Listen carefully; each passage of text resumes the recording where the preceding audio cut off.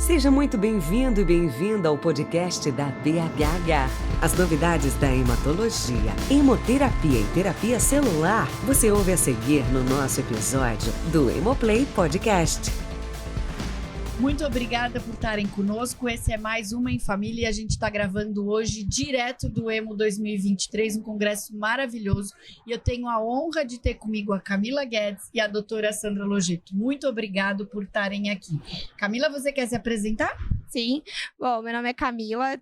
Eu tenho 22 anos, sou aqui de São Paulo, sou formada em marketing, atualmente eu faço pós-graduação em comunicação e marketing digital, e eu também tenho doença falciforme do tipo SS, que popularmente é conhecida aí como anemia falciforme, e aí vim receber esse convite aqui hoje para a gente conversar um pouquinho sobre essa patologia e sobre o congresso aqui que a gente está participando.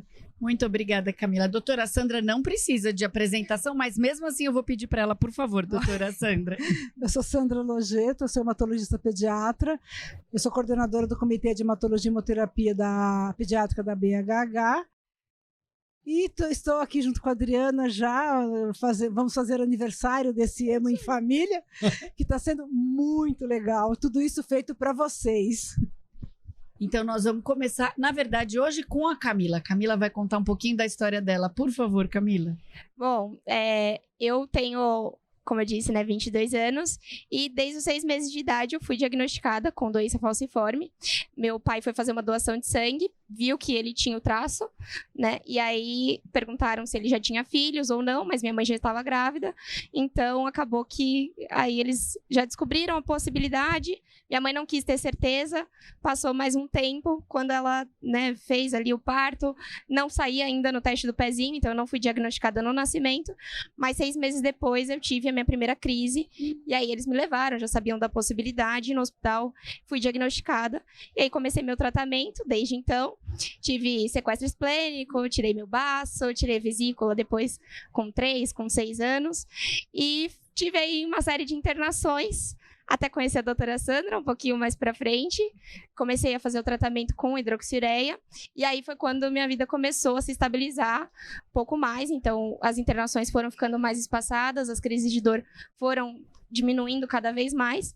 E hoje em dia eu consigo aí participar aí de várias coisas, fazer viagem, estar nesses eventos, atuar na minha profissão, né, que é de marketing. Então, gosto muito de toda essa parte de comunicação.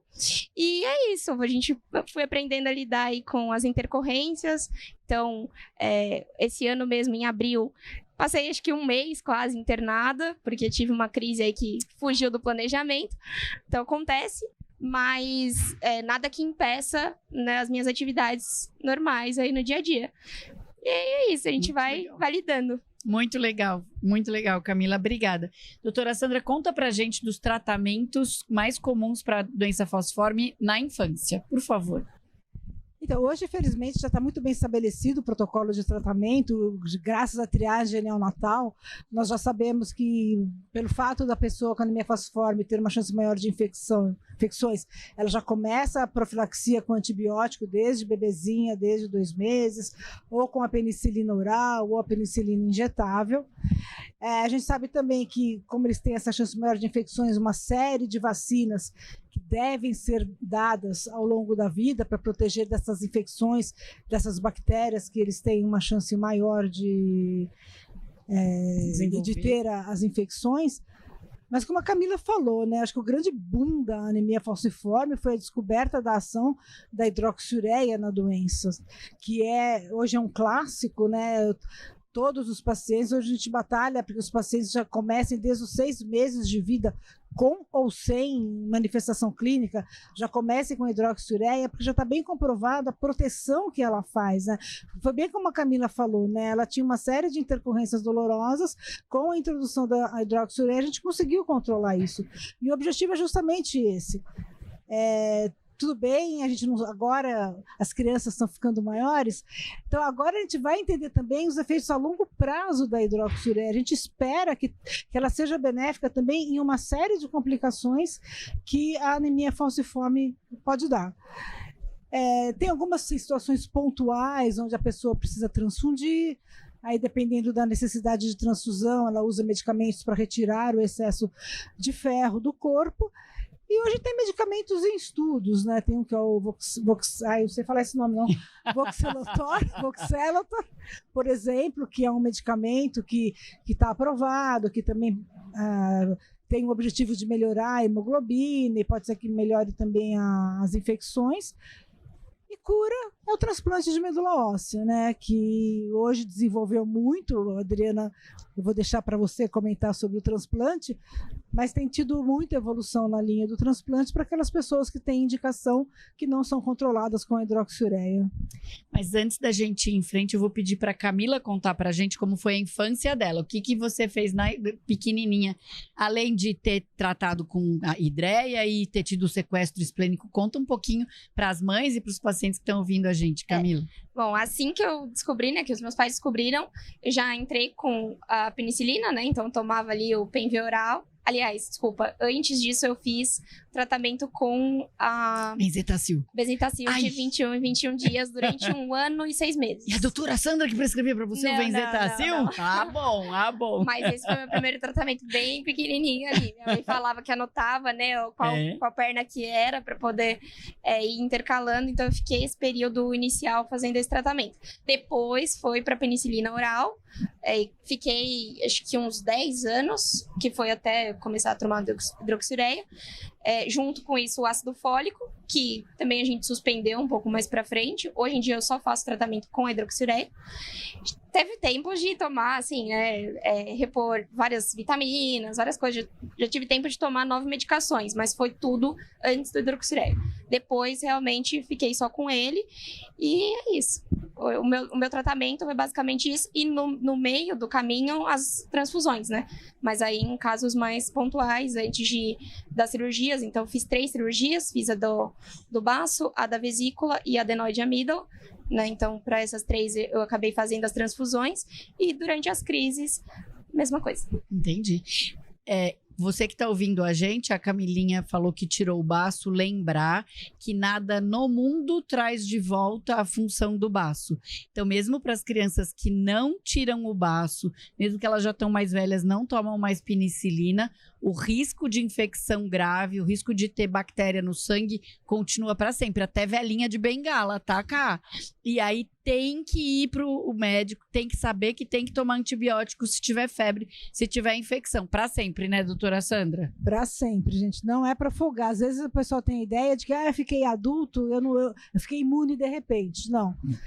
Tirando o baço na esplenectomia, ou o que a gente chama de autoesplenectomia, que é o que acontece em quem não tira o baço e tem anemia falciforme, que o baço, ele mesmo se autodestrói, então aquela imunidade não existe, então não tem idade. Febre, infecção, tem que ser examinado. Doutora Sandra, fala um pouquinho pra gente de ferro e ácido fólico na doença falciforme. Então, ferro, os dois são importantes. O ferro, que eu acho importante, por exemplo, o que se comenta é assim, a pessoa com anemia falciforme tem ferro alto, ferritina alta, não pode tomar ferro. Então, assim, vamos começar. A criança nasceu bonitinha. A Sociedade Brasileira de Pediatria, ela recomenda que todas as crianças até 2 anos de idade, independente de tudo, façam profilaxia com o ferro para prevenir a falta de ferro nesses 2 primeiros anos, porque a deficiência de ferro vai trazer uma série de consequências, inclusive imunológicas. A criança com anemia falciforme, ela não tomou sangue ainda. O excesso de ferro na anemia falciforme vai acontecer se a pessoa está tomando transfusões de sangue repetidas. Então, a gente sabe que mais de 10 transfusões já começa a sobrecarregar o ferro, a ter excesso de ferro no organismo. Então, se a pessoa que tem anemia falciforme nunca transfundiu, que isso vai ser a maioria das crianças com anemia falciforme, ela pode e deve e precisa fazer a profilaxia recomendada pela Sociedade Brasileira de Pediatria. Agora, eu tive um caso, uma criança que estava fazendo com 8 meses, ela fez um sequestro esplênico, aí ela passou para transfusão crônica até atingir a idade para fazer a esplenectomia. Aí nessa situação é diferente, aí a gente suspende o ferro, porque ela vai estar recebendo esse ferro com as transfusões. E ao longo da vida, tudo bem, a pessoa tem anemia falciforme, mas é uma pessoa, pode fazer deficiência de ferro, pode ter. Se ela tem comprovadamente uma deficiência de ferro com exames, ela pode sim fazer uma reposição de ferro. Em relação ao ácido fólico, é mais controverso. Eu não faço, tá? Mas quem faz não é para parar, é para seguir a orientação dos seus hematologistas, tá? Porque assim, por que se usa o ácido fólico? Porque a gente acha o quê? Que a medula da pessoa que tem anemia falciforme, ela tá lá maluca tentando produzir sangue, porque ela tem uma anemia crônica, e aí esse ácido fólico ajudaria a produção do sangue pela medula óssea. Mas saiu recente uma revisão de literatura de a gente chama de Cochrane, que é uma organização que a gente respeita muito em termos de revisão de literatura dos assuntos, e essa revisão diz que realmente a gente não tem um estudo prospectivo, randomizado, onde você faz uma comparação de quem tomou ácido fólico e quem não tomou ácido fólico, feito em crianças, e eles viram que em termos de nível de hemoglobina, de reticulócito, de crise, de hemoglobina fetal, porque essas crianças também estavam usando hidroxiureia, não teve diferença, usar ou não, tá? Mas, então assim, eu não uso já há muito tempo, porque assim, esporadicamente saíam alguns relatos. Mas eu controlo como? Com a dieta, a gente vê qual que é a qualidade da alimentação do paciente e eu faço o controle do ácido fólico.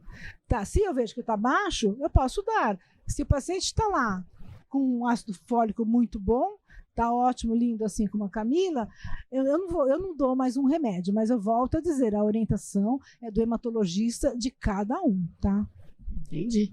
E Camila, conta pra gente agora, a Camila adulta, né? Linda aqui do lado da gente. Conta pra gente, então, o que você faz hoje de tratamento?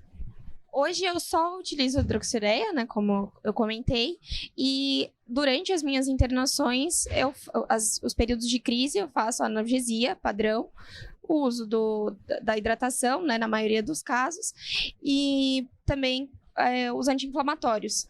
Como eu tive trombose em 2019, não posso abusar também de anti-inflamatório. Então, aí a gente sempre, com o auxílio da doutora Sandra, sempre faço esse equilíbrio, porque a gente acaba compensando uma coisa e descompensando outra. Então, tem que estar atento aí para poder controlar os períodos de crise sem descompensar essa parte, principalmente da embolia pulmonar. Conta um segredo para mim.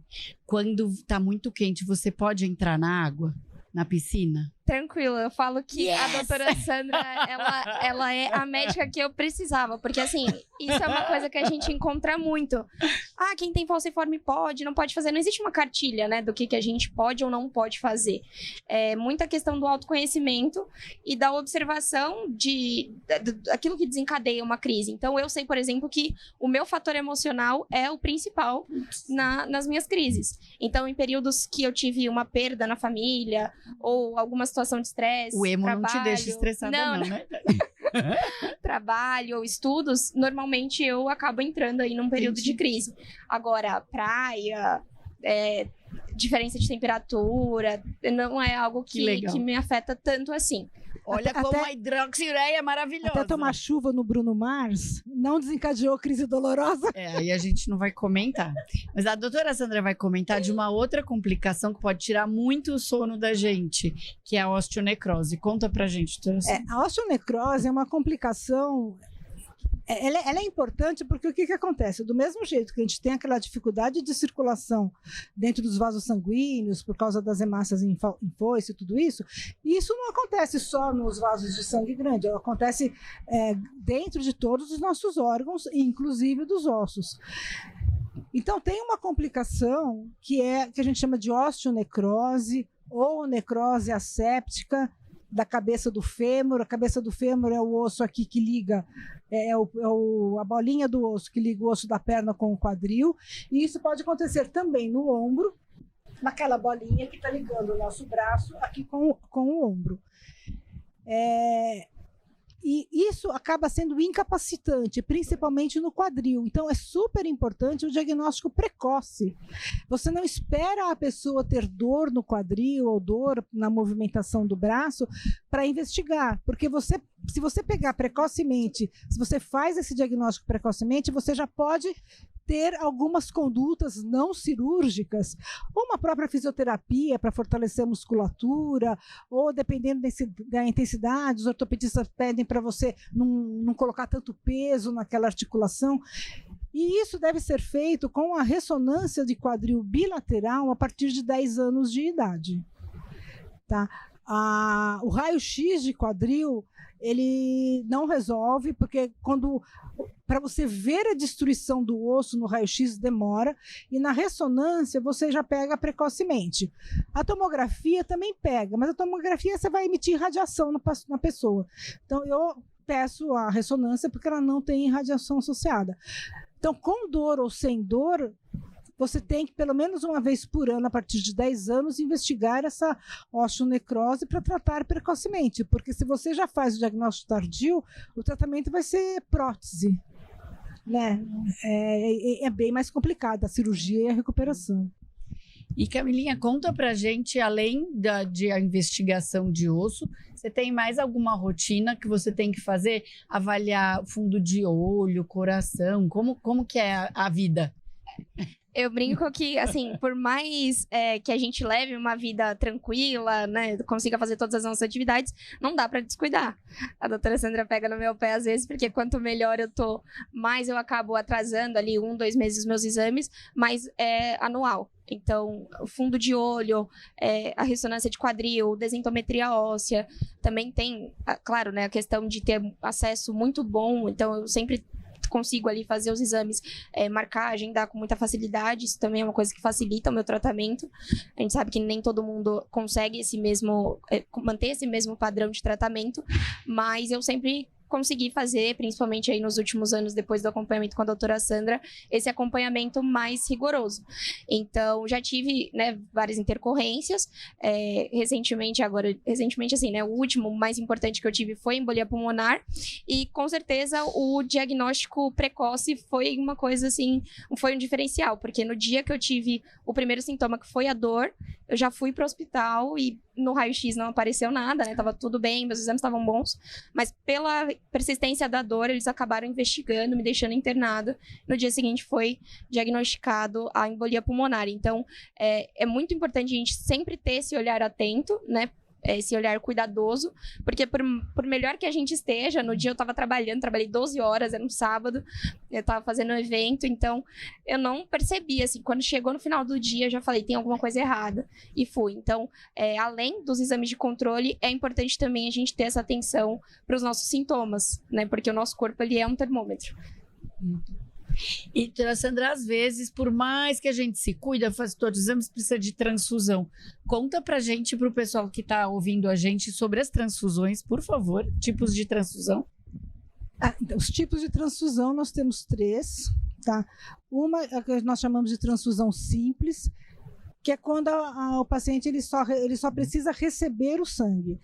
Então, geralmente, é numa situação onde a hemoglobina está muito baixa, a gente não trata a crise dolorosa com transfusão, tá? Ou uma crise aplástica, uma infecção que caiu muito, ou alguma situação específica onde eu só preciso repor a hemoglobina com aquele volume de sangue pré-definido. E tem uma outra que nós chamamos de transfusão de troca, que ela é dividida em 2. É a transfusão de troca, onde eu faço uma sangria, que seria como uma doação de sangue, você tira o sangue num volume que é calculado em função do peso da pessoa, você repõe com o soro fisiológico, que é para equilibrar mais ou menos aquele volume que tirou, e depois transfunde também um volume calculado em função do peso da pessoa. E também, como uma transfusão de troca, nós temos uma que é feita por uma máquina, é uma máquina de aférese. O procedimento se chama eritrocitoaférese, que na verdade seria o ideal, porque com essa eritrocito, você tem que ter um acesso venoso bom e calibroso, que às vezes é isso que dificulta o procedimento, principalmente nas crianças. Mas o sangue sai, passa por uma máquina, a máquina é calculada e ela consegue tirar só o glóbulo vermelho, e aí ela vai devolvendo esse sangue junto com uma transfusão. E esse sangue faz alguns ciclos nessa máquina. E se você for comparar, por exemplo, com essa sangria, Porque qual que vai ser o objetivo na anemia falciforme de você fazer uma transfusão ou a transfusão de troca? É diminuir a hemoglobina S. Então, eu preciso diminuir essa hemoglobina S de uma forma mais rápida. Então, o procedimento pela máquina, ele é mais eficaz do que a sangria com a transfusão. Mas como comentei, às vezes nós temos limitação pela técnica, a sangria funciona muito bem e ela, na verdade, deveria ser a indicação de transfusão de todas as pessoas com talassemia. Desculpa. Também. Com anemia falciforme. Tá? Talassemia não adianta. Não, talassemia não. Só falciforme. Com a anemia falciforme, porque quando que eu vou precisar disso? Ou um AVC, ou... Por exemplo, ela teve a embolia, a gente não consegue dizer se naquele momento é uma embolia, é uma síndrome torácica aguda, que é uma complicação. Então, você poderia também indicar essa sangria com a transfusão para retirar essa hemoglobina S, para melhorar os sintomas. Ou, às vezes, os pacientes, por algum motivo, eles têm indicação de transfusão crônica, ou seja, todos os meses, porque eu preciso diminuir a hemoglobina S. Então, esse procedimento de sangria e transfusão é melhor. Então, tendo a eritrocito, seria maravilhoso, mas enquanto nós não temos ainda, pensar bem, né? Não, se o paciente tem, principalmente se ele tem indicação de transfusão crônica, pensar bem, fazer a sangria sempre com a transfusão, que isso vai fazer a diferença. E ajuda muito. E tem muito paciente que, quando liga pra gente, fala assim: ai, meu médico falou que não faz sangria. Mas é bem fácil fazer sangria. É só tirar o sangue, tirar devagarinho, né? Como se fosse fazer um monte de exame, e aí a gente consegue tirar um tanto. A gente fala nas crianças que é no máximo 6 ml por quilo, e transfunde normal, né? Sim, é um volume completamente tolerável. Não é complicado. E outra coisa, as mães estão acostumadas na anemia falciforme, que a gente sempre fala, para fazer sangue fenotipado, para não criar anticorpos. Mas tem mais uma coisa que precisa, e é importante vocês saberem para cobrar dos serviços, que é sangue deleucotizado. Quando vem glóbulos brancos no sangue, a gente faz anticorpos contra o glóbulo branco de quem está doando. E se o paciente fica muito doente, acaba precisando de transplante, não responde tão bem quanto a Camila, às vezes transplante é uma opção de cura para anemia falciforme. Mas os pacientes chegam, às vezes, com tanto anticorpo que eles nem sabiam, porque o sangue no Brasil não tem um procedimento que chama deleucotização universal. Então, não é todo o centro que tira, mas vocês podem brigar pela transfusão do seu filho, principalmente se for uma transfusão programada. Então, o sangue tem que ser fenotipado, deleucotizado e, se puder, também irradiado, que é para fazer o mínimo de anticorpo contra o sangue do doador e não ter problema no futuro, né? Hoje os centros de tratamento de talassemia, eles fazem a deleucotização, a fenotipagem, mas o grande problema é, às vezes, quando tem uma intercorrência e vai transfundir num pronto-socorro ou num hospital que não seja centro. Então, mesmo nesses locais, principalmente quando você está fora do seu centro, vai ter que tomar sangue, tem que ser filtrado e tem que ser fenotipado. Mas eu não sei o fenótipo do seu filho, porque ele está tomando sangue. Liga para o banco de sangue, que eu sempre transfundo, que lá eles vai ter sempre alguém de plantão que vai poder dar essa informação para o local, para que você receba o melhor sangue para o seu filho, ou adulto, ou quem seja de anemia falciforme. Agora a gente falou, o tempo voou, então eu vou pedir para a Camila, por favor, falar o recado dela, olha, gente, anemia falciforme, que linda! Então, um recado para quem está ouvindo a gente, Camilinha. Bom, eu até comentei com a doutora Sandra que eu gostaria de dar 2 recados diferentes, né? O para pacientes e o para a classe médica, digamos assim, né? Pessoal da saúde. Para os pacientes, a importância do autoconhecimento. Porque muitas vezes as pessoas, eu quero tratar com a doutora Sandra, eu quero tratar com... Então, assim, muito mais óbvio, é muito importante a gente ter bons médicos do nosso lado, mas a gente tem essa responsabilidade de também ter esse autoconhecimento, identificar o que é ali uma coisa simples ou que é alguma coisa que a gente precisa dar uma atenção maior, né? Muitas vezes não é o médico que vai te falar o que você pode ou não pode fazer. É você que vai ter que se conhecer e saber ali os seus limites e respeitar os seus limites para poder conseguir aí, né, levar uma vida tranquila junto da falciforme.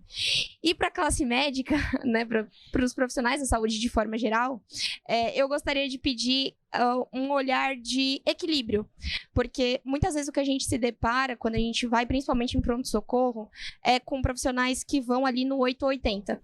Então, ou nos colocam numa posição de vitimismo, ou nos colocam numa posição de negligência. Então, não, ali não é nada demais, sabe? O paciente está dramatizando, só quer tomar medicação, e aí não trata com a importância que deveria. Ou então, não, quer fazer uma investigação da cabeça ao dedo do pé, e aí, calma, não é isso. Então, existe um equilíbrio, e a gente precisa ter esse olhar do meio termo, né? Para nem fazer de mais e nem fazer de menos. Então, acho que esse seria o meu recado. E principalmente a esperança, né? Isso sempre foi uma coisa que os meus pais me deram muito, minha médica me deu muito. Então, é um diagnóstico, não é uma sentença, né? É uma condição e não uma limitação. Então, para mim, é isso, assim. Esse é o maior recado que eu acho que eu gostaria de dar para todas as pessoas que se interessam por esse tema. Muito obrigada, Camila. Muito obrigada, doutora Sandra. Foi um prazer estar com vocês hoje. Até a próxima.